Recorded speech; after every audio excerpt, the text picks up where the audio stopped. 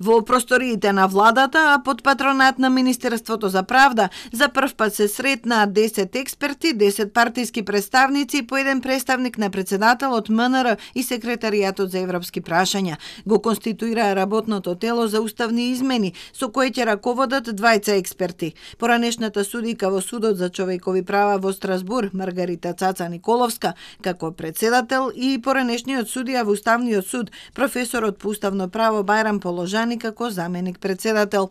Во телефонски разговор Цаца најавува дека првата работна седница ќе ја закаже по првомајските празници. Тогаш ќе биде договорен деловникот и динамиката за работа, но нагласува дека ова тело нема рок до кога треба да го состави текстот на иницијативата за уставни измени.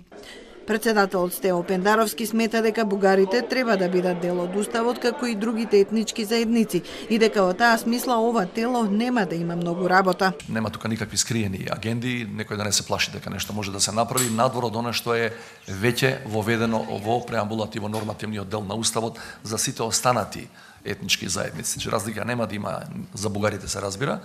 Јас учествувам преку мој представник реков и со тоа го кажувам јасно мојот политички став дека сум за тие уставни промени, не мислам дека се нешто страшно за нас и не мислам дека ако ги внесеме бугарите во уставот заедно со другите 6-7 народи и делови од народи, дека државата ќе пропадне. Опозицијските партии не номинираа представници во работната група. ВМРО ДПМН смета дека во неа членуваат нестручни лица и пензионери, поради што групата нема кредибилитет и треба да се распушти. Текстот на предлог иницијативата за менување на уставот што ќе го состави работната група ќе биде доставен до владата, која ќе биде предлагач пред собранието. Ќе се отвори широка дебата, но за да почне целата постапка неопходно е двотретинско мнозинство.